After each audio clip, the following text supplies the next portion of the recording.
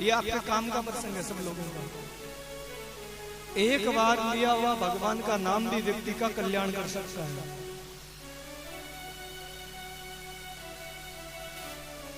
कहां देख रहे हो? क्या हुआ?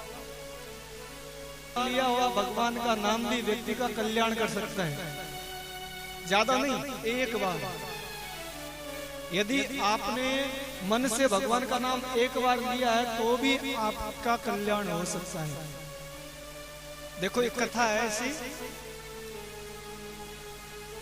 एक गांव में एक व्यक्ति रहता था। भक्तमाल की कथा है, एक ग्रंथ है भक्तमाल। किसी ने पढ़ा हो तो एक ग्रंथ है भक्तमाल, जिसमें भक्तों की कथा आती है। उसमें ऐसी कथा है कि एक व्यक्ति था एक गांव में, वो केवल पाप ही करता।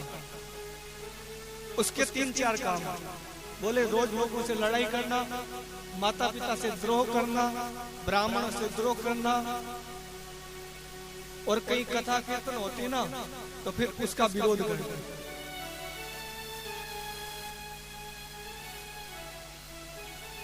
एक दिन उसके भाई लोग एक संत के पास गए। उनके गांव में कथा थी तो कथा में एक संत थे, कथा करने आए थे। बोले, महाराज जी हमारा एक भाई है, बड़ा पापी है, बड़ा दुष्ट है। उसने अपने जीवन में एक बार में भगवान का नाम नहीं लिया।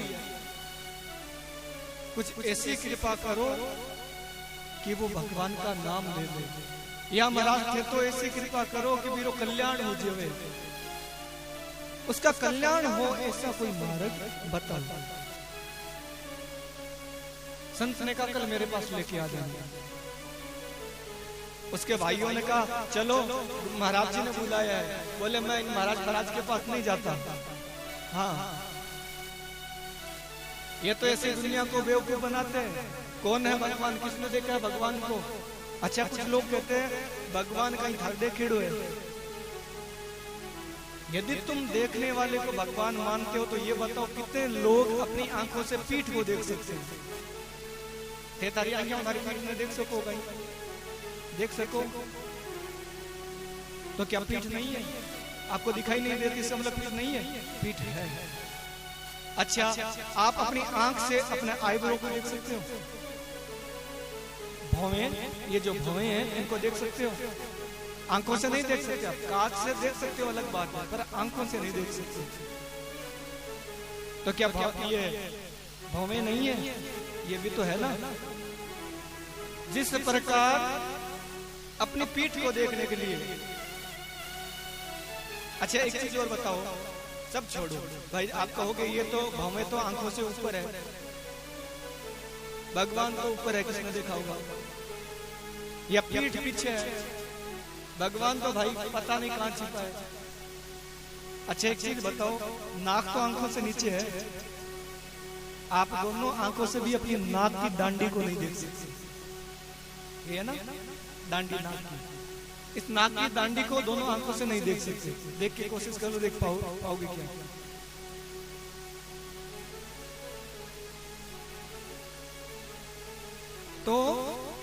तो क्या नाक यदि हमें नहीं दिखती तो क्या नाक नहीं है? वैसे ही यदि परमात्मा हमको नहीं दिखता तो इसका मतलब ये भी नहीं कि परमात्मा नहीं है।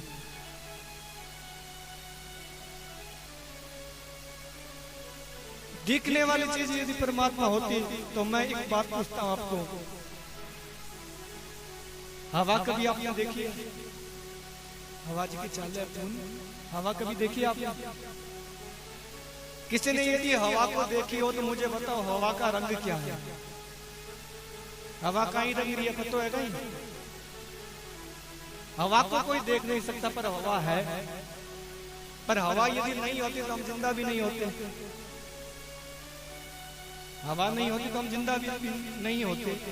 हवा होती है पर दिखती नहीं है, हम महसूस कर सकते हैं। वैसे ही परमात्मा है, दिख नहीं रहे तो क्या हुआ? अब भक्ति के द्वारा उनको महसूस कर सकते हैं। और बगैर भगवान के नाम के तो मानो व्यक्ति कैसा है कि बुद्धि बड़ाई चतुराई बड़ी, सुख सुंदरता तन में प्रगटी है, मन बड़ो धन धाम बड़ो, कीर्ति हूँ जग में प्रगटी है। झूमत द्वार गजेंद्र हजार, सूरेश हूँ पर नाई घटी है। तुलसी एक राम भजन बिनु, मनु सुंदर नारी की नाक कटी है। आपके पास सब कुछ है, बुद्धि है, धन है, दौलत है, देवताओं के राजा इंद्र से भी ज्यादा आपके पास संपत्ति है। और यदि भगवान का भजन नहीं है आपके पास, भगवान की भक्ति नहीं है, तो बोले ये सब कैसे है? बोले जैसे बहुत सुंदर नारी होती है, बहुत फूटरी, बहुत ही सुंदर नारी होती है, और सब कुछ उसने गहना पहन रखा है? लिपा पोती भी कर रखी है। हाँ, समझो नहीं लिपा पोती? हाँ, लिपा पोती भी कर रखी है, बड़ी सुंदर है। पर इतनी सुंदर स्त्री की यदि कोई नाक कटी हो तो क्या वो सुंदर लगेगी? यदि नाक नहीं होगी तो सुंदर तो नहीं लगेगी। चाहे वो कितनी गोरी हो, कितनी लिपापोती कर रखी हो, कितना ही सोना चांदी पहन रखा हो, अगर नाक कटी है तो सुंदरता तो नहीं है। वैसे ही यदि जीवन में सब कुछ प्राप्त कर लिया पर भगवान का भजन प्राप्त नहीं किया, भक्ति प्राप्त नहीं की, तो नाक तो कटी है,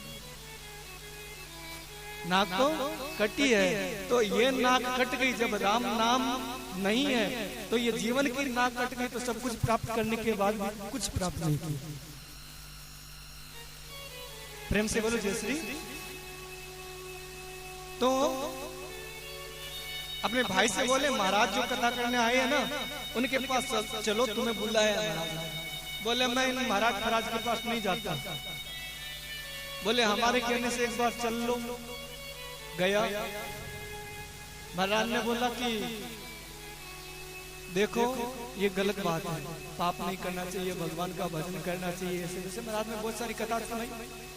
उसने कहा महाराज ये सब मैं नहीं कर सकता। पंडित जी बोले तुम मेरे साथ तो रह सकते हो? बोले हाँ आपके साथ रह सकता हूँ, पर दो शर्त है मेरी। एक तो ये शर्त है कि आप कभी मुझे नहीं कहोगे कि भजन कर, आप कभी मुझे नहीं कहोगे कि भगवान की भक्ति कर, और दूसरी मैं कुछ भी करूं तो आप टोकोगे नहीं। पहला तो थे मन भक्ति करने रखे जो मत, दूसरी मैं के भी करूं थे मन टोक जो मत। ये दो मेरे वचन है। यदि आपको मंजूर हो तो ठीक है, मैं आपके साथ रह लेता हूं। संत बोले ठीक है। कुछ दिन बीते, संत के साथ रहने लगा, खूब खाता और पाप करता। वैसे संत के साथ रहता फिर भी पाप करता, हर किसी को गाली देना है, ऐसा उसका स्वभाव। एक दिन संत ने कहा कि हम तुमसे कुछ मांगना चाहते हैं। बोले मांगो। बोले मेरे कहने पे एक बार तुम राम कह दो। क्या? मेरे कहने पे तुम एक बार राम कह दो। बोले उससे क्या होगा, उससे क्या फायदा? अच्छा लोग ज्यादातर यही पूछते हैं। हम बोले किसी से, आप बोले किसी से भाई कथा सुना करो, बोले उससे क्या फायदा? भजन किया करो, बोले उससे क्या फायदा? व्यक्ति हर चीज में अपना फायदा देखता है। अच्छा कोई पूछ ले तुम जो ये गुटखा खाते हो उससे क्या फायदा? तो कोई जवाब है? कोई जवाब है? तुम जो ये चुगली करते हो उससे क्या फायदा? कोई जवाब है? हर चीज फायदा देख के नहीं की जा सकती। यदि फायदा देख के माता पिता आपको पालते तो पालते ही क्यों? भाई बेटे को माता पिता पालते हैं, माँ गर्भ में रखती है, फिर उसको लालन पालन करती है, फिर उसको पढ़ाते हैं, फिर उसकी गंदगी भी धोते हैं माता पिता। और वही बेटा जब बड़ा होता है तो बहू के साथ चला जाता है। यदि यही फायदा माता पिता देखते तो फिर तुमको जन्म क्यों देते? हर चीज में फायदा नहीं देखा जाता। संत बोले तुम तो बस केवल एक बार मेरे कहने पे राम बोल दो। बोले ठीक है, धीरे से बोला राम। संत बोले बन गया मेरा काम। उसने कहा राम, संत बोले बन गया मेरा काम, पर एक बात ध्यान रखना, तुम्हें इस राम नाम के बदले तुमसे कोई कुछ मांगे तो कुछ, कोई राम नाम के बदले तुम्हें कोई कुछ दे तो तुम कुछ लेना मत, तुम कुछ लेना मत। उससे बोल देना भाई इस राम नाम के बदले क्या मिलता है वही मुझे दे दो, तुम खुद कुछ मांगना मत। तो भाई इसके समय बीता, मृत्यु हो गई। जब इसकी मृत्यु हुई तो यमराज के दूत यमलोक लेके चले गए। चित्रगुप्त ने सुनाया, खाता खोला और बोले महाराज इसने तो जीवन भर पाप किया, माता पिता का अनादर किया, गुरु संतों का, ब्राह्मणों का, गौओं का और कथा कीर्तन का भी विरोध किया है। तो इसको तो नरक कन्फर्म है 100%, इसकी तो रिजर्वेशन है नरक की। हाँ प्रेम से बोलो जय श्री। पर चित्रगुप्त बोले महाराज, पर किसी ब्राह्मण के, किसी कथावाचक के कहने पर, किसी संत के कहने पर इसने एक बार राम का नाम लिया, वो भी कहने पर, अपनी इच्छा से नहीं, कहने पर।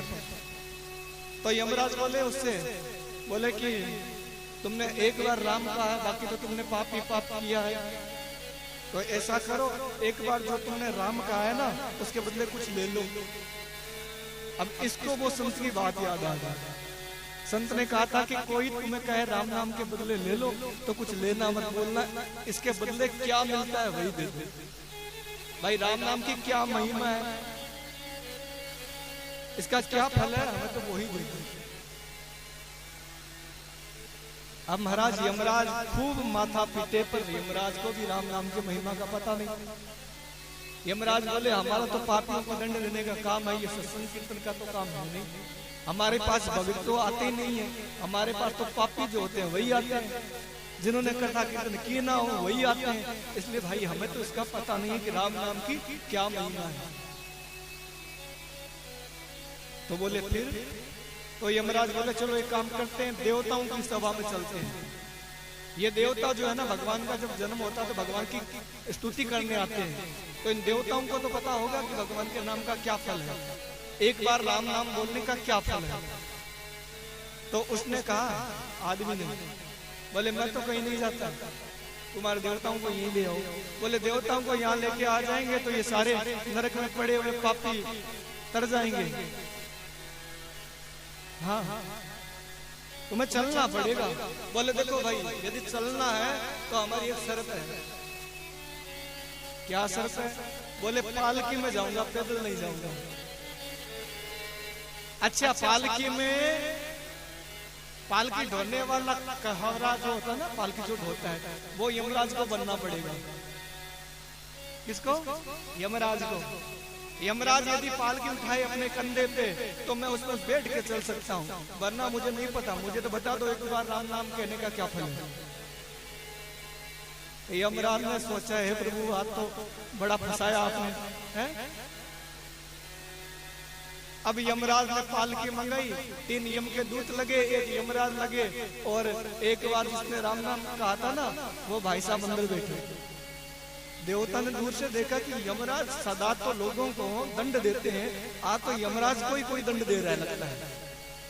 ऐसा कौन आ गया जो यमराज से भी टेढ़ा है? तो यमराज गए देवताओं की सभा में और जाके इंद्र से कहा भैया इंद्र मेरी मुसीबत को मेरे गले से निकालो।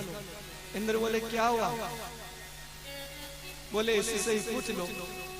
इसने एक बार राम का नाम लिया अपने पूरे जीवन में, वो भी किसी के कहने पर, और एक बार राम का नाम लिया। इस एक बार के राम का नाम का फल क्या है? इंद्र बोला बड़ी प्रार्थना तो हम भी बहुत करते हैं, भगवान का नाम हम भी बहुत जपते हैं, पर एक बार जपने का फल क्या है, एक बार राम नाम कहने का मुझे भी नहीं पता। तो इंद्र बोले ब्रह्मा जी के पास चलते हैं, ब्रह्मा जी को पता होगा। तो वो बोला तुम भी जुट जाओ पालकी में, ब्रह्मा जी के पास चलना है, मैं तो बैठ के चलूंगा। तो महाराज एक साइड से इंद्र ने कोहे पे पालकी रख रखी है, एक साइड से यमराज ने पालकी को अपने यहाँ रख रखा है कंधे पे। यमपुरी से, श्री अलकापुरी से, देवताओं की पुरी से, स्वर्ग से सीधे ब्रह्मा के लोग गए। ब्रह्मा जी से कहा महाराज इस व्यक्ति ने एक बार राम का नाम लिया है और इंद्र और हम दोनों को जोत लिया है, अब एक बार राम नाम कहने का क्या फल है। अब ब्रह्मा के चारों जो सर थे, चारों सर चकरा गए, ब्रह्मा को भी नहीं पता कि एक बार राम नाम कहने का क्या फल है। ब्रह्मा बोले शिव के पास चलते हैं। अब तो ब्रह्मा भी पालकी में, यमराज भी पालकी में, और ये देवताओं का राजा इंद्र इसने भी पालकी, तीनों पालकी ढोरे। कौन? ब्रह्मा जी, यमराज और देवताओं के राजा इंद्र, तीनों पालकी ढोरे। भाई साहब अंदर बैठे, बोले शिव जी के पास चलते हैं। शिव जी खूब भगवान का नाम जपते हैं। शिव जी से तो बड़ा कोई भगवान का नाम जपने वाला है नहीं। शिव जी के पास गए और भगवान शिव से बोले प्रभु इस दुष्ट से हमें बचाओ। बोले क्या हुआ? बोले इसने एक बार राम का नाम लिया, आप तो भगवान राम के नाम का जप करते हो, आप ही बताओ एक बार राम नाम लेने का क्या फल है? शिव जी बोले जब तक तो हम भी खूब है, फल का तो हमें भी हाँ पता नहीं है। हमें तो जपने में रस आता है, आनंद आता है, पर फल क्या है वो हमें भी नहीं पता। लास्ट में बोले एक काम करते हैं, जिनका नाम है उन्हीं के पास चलते हैं, जिनका नाम है उन्हीं के पास चलते हैं, उन्हीं को ही पूछ लेते हैं भाई आपके नाम का क्या फल है एक बार बोलने का। तो शिव जी भी पालकी में, ब्रह्मा जी भी पालकी में हैं, देवताओं का राजा इंद्र भी पालकी में, यमराज भी पालकी में। भगवान विष्णु लक्ष्मी से बोले लगता है आज कोई बड़ा ही भक्त आ रहा है। बोले कैसे? बोले आज तक तो मेरे पार्षद मेरे भक्तों को लेके आते थे, आज तो खुद भगवान शिव, ब्रह्मा और यमराज और देवताओं का राजा इंद्र लेके आ रहे, लगता है कोई बड़ा ही भक्त है। भगवान से जाके कहा प्रभु इस आदमी ने अपने पूरे जीवन में पाप किया है, कभी कोई अच्छा कार्य नहीं किया, पर एक ब्राह्मण के, एक कथावक्ता के कहने पे प्रेम से एक बार इसने कह दिया, प्रेम से बोलो जय श्री, हाँ तो जय श्री राम इसने कह दिया, राम कह दिया एक बार राम कह दिया। अब एक बार राम कहने का क्या फल होता है वो ही आप बता दो, ताकि इसको हम नरक में डाल दें। बोले ब्रह्मा अभी तक समझे नहीं, यमराज जी अभी भी समझे नहीं। बोले क्या? बोले एक बार राम कहने के बदले में तुम तीनों को पालकी में लगा लिया और मेरे लोक में आ गया, इससे बड़ा फल क्या होता है? एक बार राम कहा और देखो नरक देख लिया, वैकुंठ देख लिया, ब्रह्मलोक देख लिया, शिव जी का शिवलोक देख लिया, और अंत में मेरे धाम आ गया, वो भी तुम लोगों के कंधे पे बैठ गए। तो इससे बड़ा क्या फल होगा? राम नाम की, भागवत नाम की बहुत महिमा है। आइए प्रेम से 2 मिनट भगवान के नाम की महिमा के कीर्तन करते हैं, फिर कथा करते हैं।